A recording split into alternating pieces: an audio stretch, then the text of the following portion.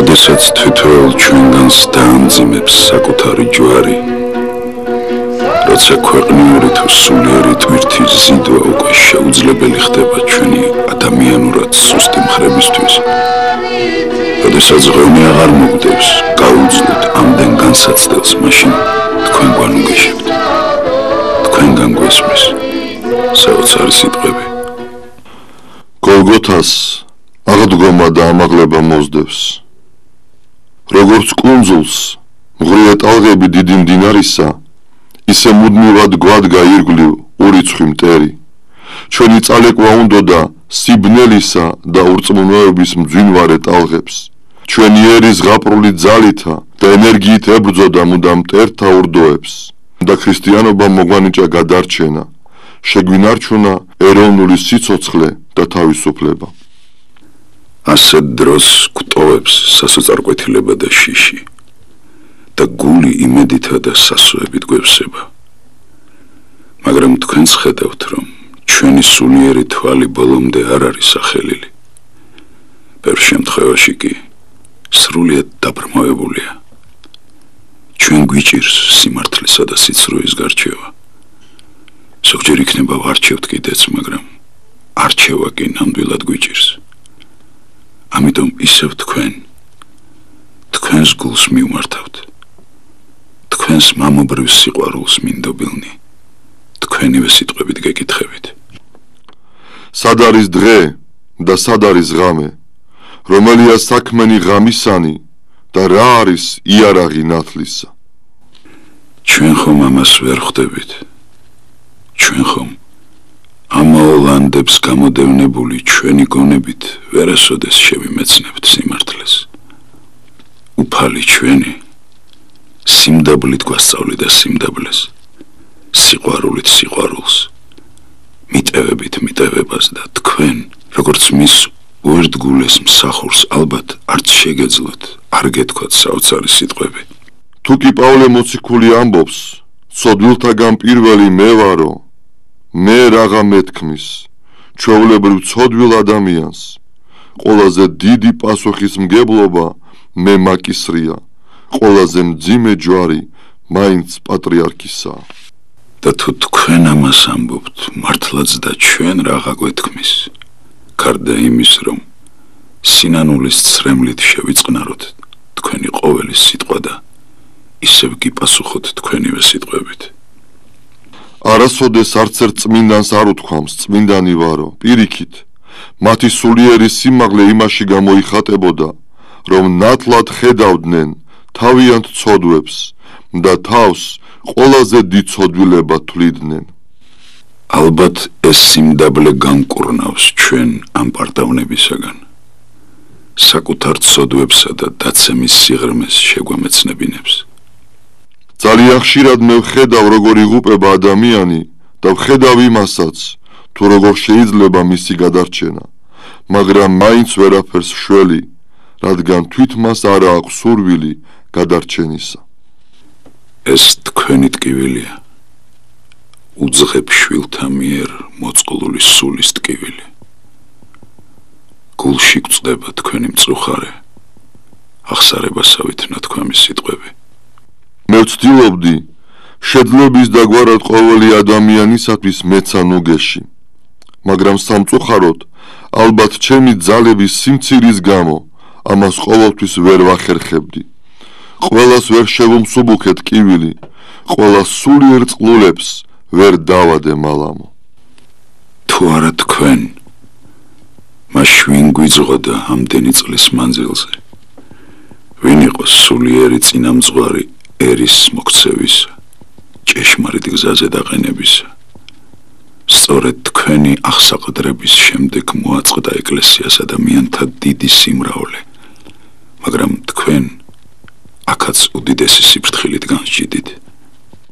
როცა ინტელიგენციისა და ახალგაზრდობის მოსვლის შესახებ საუბრობ, მინდა განვმარტო, ამის მიზეზი იყო არა იმდენად რწმენა, არამედ ძიება რწმენისა. ამ სიფრთხილით ეპყრობოდით თქვენ ნუგეშისათვის მოსული ადამიანების სულებს და ცდილობდით მათში სწორი რწმენა ჩაგენერგათ.